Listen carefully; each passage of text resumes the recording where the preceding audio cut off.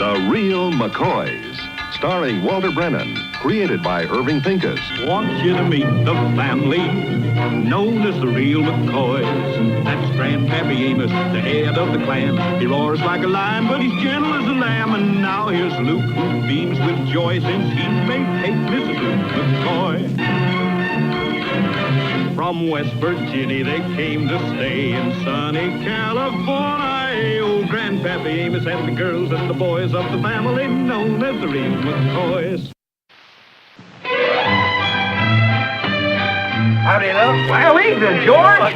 How'd you make out? It's official. Good. I turned in my petition with 50 signatures. And as of now, I'm candidate for town council. Well, that calls for saluting. Congratulations, Councilman. Thank you, Amos. The best of luck, George. I'm sure you'll do a fine job. Hey, Kate!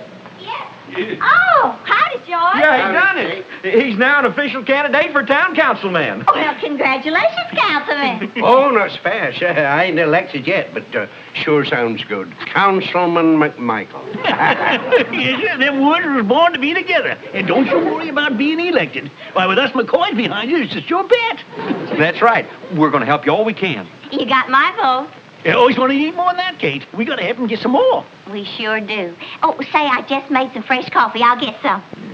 You set yourself down, George. Who's running again you? Tom Murdoch. Oh, the school teacher? Uh-huh. Oh, Hassie's in one of his classes. He teaches political science. A science teacher running for councilman? What's she know? Grandpa, political science is the science of politics. Mr. Murdoch's also a civic administrations major.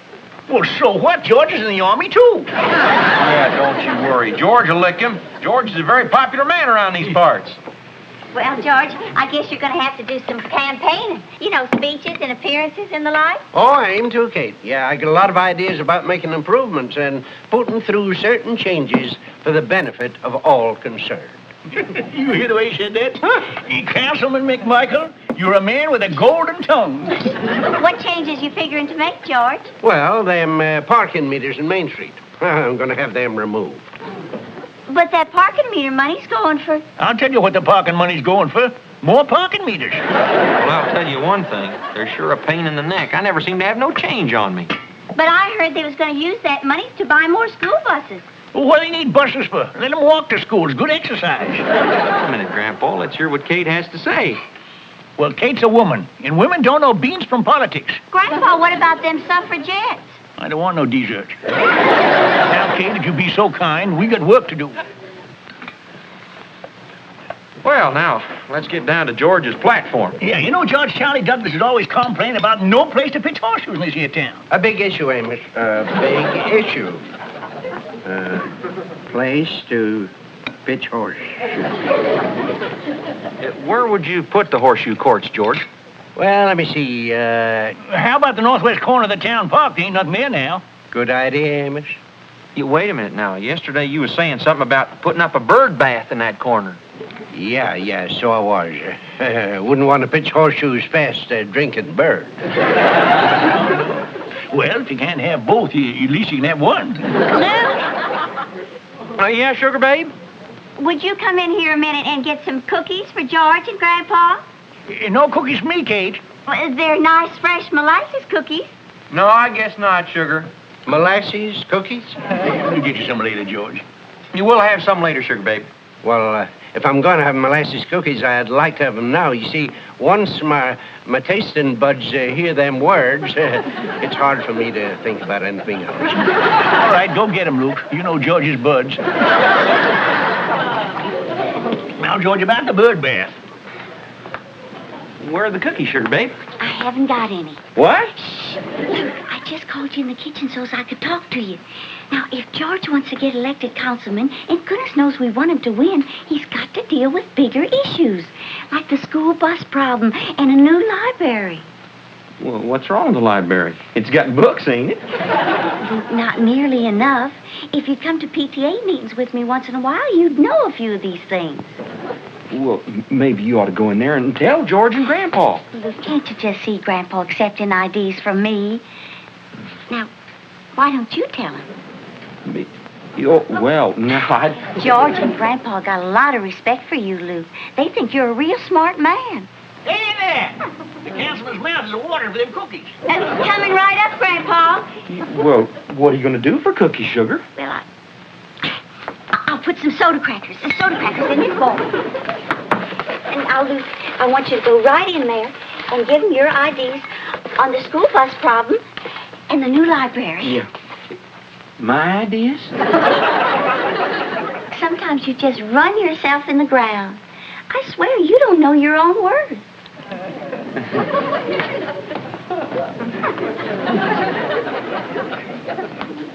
Well, what took you so long? George's molasses tooth ear's been a screaming for mercy. George.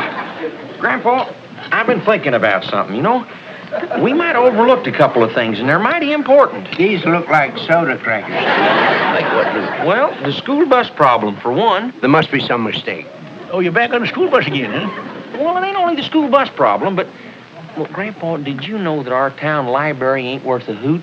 Now, maybe that's what George ought to be talking about. Molasses cookies are brown and gooey. Yeah, fellas like Charlie Douglas and that crowd cares a hoot about school buses and libraries and such like. They don't. But them's your voters.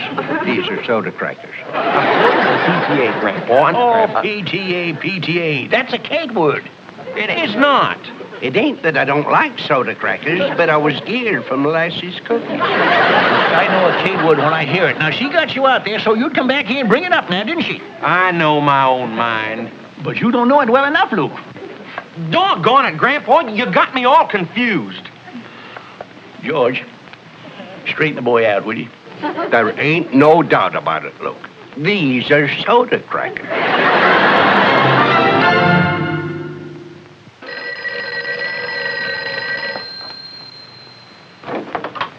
Hello? Oh, hello, Emily. How are you? Oh, good. Oh, ain't that exciting? It's Emily Brokaw. She's on the Murdoch for Councilman committee. Oh, hang up on her. Grandpa, I can't do that. Yes, Emily. He what? Well, I tell you, I'll call you back in about half an hour. Okay? Bye-bye. Now, how did a nice girl like Emily ever get mixed up with them Murdochers? Well, the reason she called, Grandpa, she's making appointments for Mr. Murdoch to do some door-to-door campaigning. Oh. He wants to come and talk to us. What? Well, he's going to be in this area tomorrow evening. I think it might be kind of interesting to hear what he has to say. Positive, no. General Grant didn't invite General Lee for no tea and crumpies, did he? Well, that's the American way, to listen to both sides, and then each individual makes up his or her own mind. Well, us three is voting for George McMichael, our long-lasting friend, our neighbor, and our candidate. Grandpa, you ain't afraid to listen to Tom Murdoch, are you? Huh? Afraid he'll sway you away from your friend George? Have my politicking mind changed by a man's schoolmarm? Huh. You can have one more guess on that, Mrs. Catherine Purvis McCoy. Now, Grandpa, there ain't no need to get nasty about it. Luke, you haven't said a word about all this. Don't you think it's only fair to listen to the other side, too? Well, it won't do no harm just to listen to Tom Murdoch, just for the courtesy heck of it. Well, of all the backstabbing, two-timing, turncoating, why, you know better than a goddamn traitor. Grandpa, I'm your grandson. They make mistakes in hospitals, you know.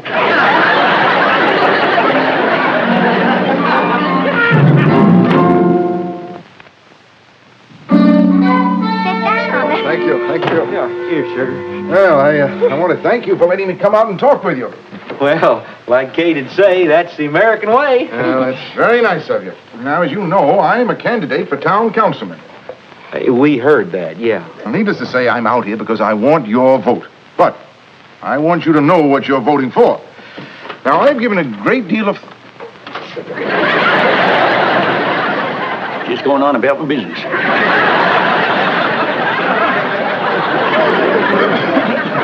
As I was saying, I want you to know what you're voting for.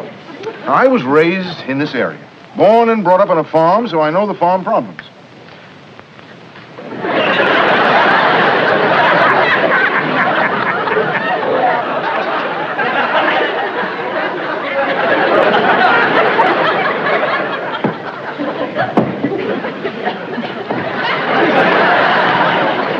Oh, Grandpa, Grandpa is campaign manager for George McMichael. I sensed that. Well, actually, that's why I'm out here. I know this is McMichael's territory. Well, as I was saying, I know the farmers' problems. Well, that's good to know. And coupled with that, I was a civic administration major. Therefore, I think I can truthfully say that I'm well equipped for the post.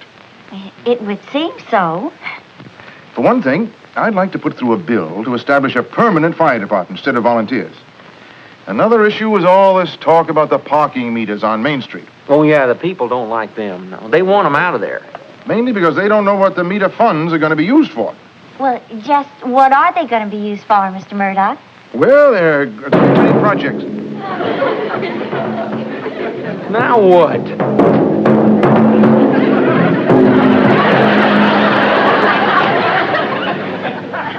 I just tuned up my large drum. Couldn't you do that out in the barn? And tense up the chickens? About the parking meter money, Mr. Murdoch? Oh, yes, well, what I plan to push through is the use of those funds for additional bass drums. I said bass drums, didn't I? Grandpa, we'd appreciate it if you'd leave so's Mr. Murdoch can talk to us. Well, I just wanted to remind Luke about writing that speech for George McMichael tomorrow. I'll write it later, Grandpa. Good. And be sure to put in that George is the best man for the job. Sorry, Major.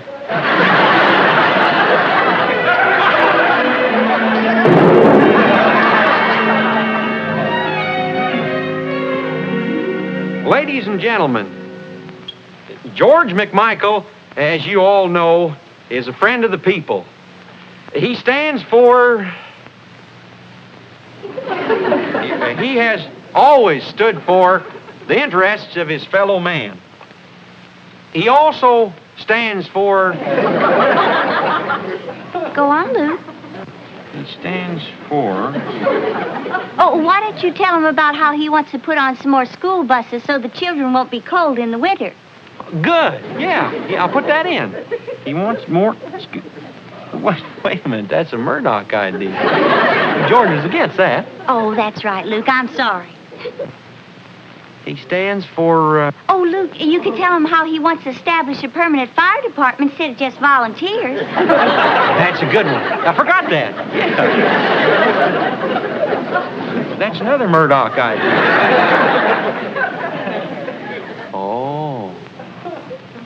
Oh, I see what you're doing. What am I doing, Luke?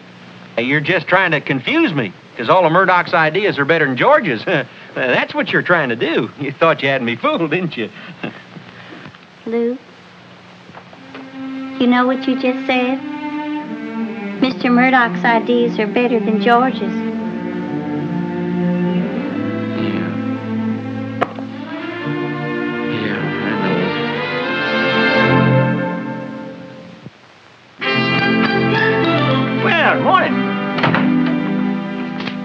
Come and get your work clothes on. Why ain't you dressed for town politicking? Well, Luke?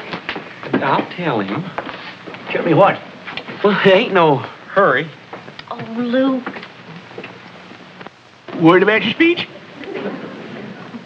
Well, Well, don't leave it worry you, boy. George has rented himself a pickup truck with electricity microphone in it. You can talk into, you see. You folks will hear you from miles around. Get your speech all wrote out? Getting late, Luke. All right. Grandpa, there's something important I gotta tell you. It's Councilman McMichael. Come on in, George. Well. Howdy. Look, you ain't dressed for town yet? Come on, we're gonna be late. Well, George, like I started to tell What's Grandpa... in the packages, George? Candy? No, look, this is for you. No, George. Not for me. Go ahead, ain't gonna bite you. A nice new necktie, hand-drawn. In token of my appreciation for helping me with my campaign and speaking on my behalf. Amos, something for you. Me? Yeah, I was gonna give it to you later. It's garters. Maybe you don't want to open it in front of Kate. Well, now, George, now, ain't that the nicest thought you ever heard of, Luke? Now, there's a real friend. I just don't know what to say. Don't say nothing now, Luke. Save it for the microphone. Get out of here. The truck's out front. Yeah. Come on, Luke, come.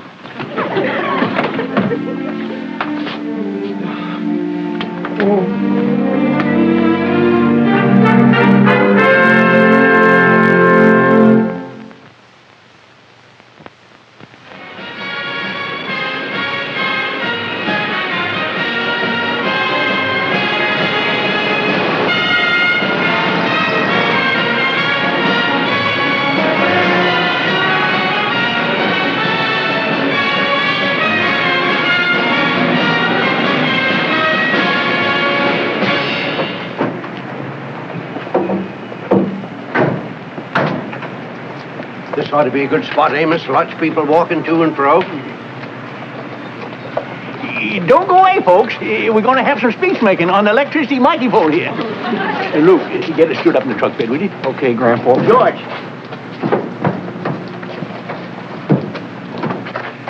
All set, George? Set as I'll ever be, but I'm sure nervous, Amos. Talking out loud in front of a lot of people, Don't leave it throw you. Why, as soon as they get a look at the color of your golden tongue, why, you'll have 'em right in the palm of your hand.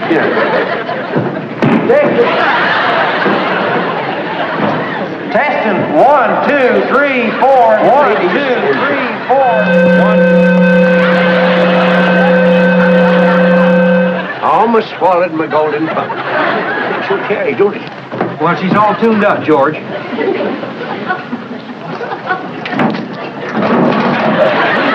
George. This boy's a statesman. He ain't a mountain climber. Ladies and gentlemen, my name is... 1, 2, 3, 4. At least I know he's going to hit the figures. Ladies and gentlemen, my name is George McMahon. I've lived in this area for going on 42 years. And I know most of you, but the 42 years I've lived. Keep on talking, George, in your natural tones, but good and loud. As I was saying, this community has been very good to me. And I think it's about time I did something to be good to it. Say, how you already with your speech? Get all wrote out? Some of you have preferred...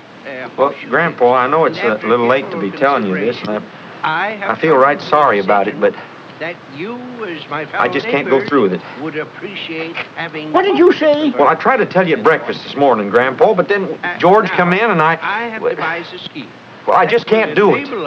You see, me and Kate, we decided that Tom Murdoch is the best man for the job. Well, that's the gall-darndest. So, I always... George is our friend. You can't vote for Tom Murdoch. Ladies and gentlemen, I was about to say... You and Kate is nothing but low-down traitors, Luke. Grandpa, you just don't understand. I like George very much. He's our best friend. But he ain't the man to be councilman. Tom Murdoch is the best man for the job. So what if he is the best? George is our friend. Well, I think we got to pick a man for his qualifications, not because he's our best friend. Tom Murdoch's ideas make good sense, Grandpa. He seems to have his finger on every one of this town's problems. He knows his business, believe me. He's got a good political education. He's a good talker. He's got all kinds of... Boy, you're nothing but a lily-livered, snake-crawling, low-down...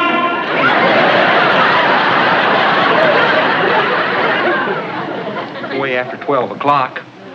The polls have been closed for 5 hours. They sure ought to know who won by now. Luke, we'll find out soon enough. Well, I just hope George won. It's the only way Grandpa's ever going to speak to me again. Now, Luke, it wasn't your fault the microphone went on. It was the most embarrassing thing I have ever been connected with. It was just terrible. Oh, it's Grandpa. It's Grandpa. Oh, just pray that George is our new councilman. I swear if he ain't, I'm going to leave home.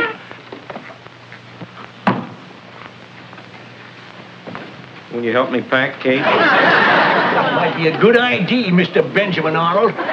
George lost, huh? Yes, by one miserable, lonely vote. Oh, no. Oh, yes. If you two had voted for the man in the Navy of Love, why, he'd have been our next councilman. We're sorry, Grandpa. Oh, sorry don't feed the bulldog. Your best friend, a man who'll give you his life's blood, who pulls you out of at least 1,001 scrapes, who fed us during the drought. Why, the man's more of a kin than he's a neighbor. I don't know how you two is ever going to look yourselves in the face the rest of your whole lives. Turning on George McMichael. Why, Amos, simmer down.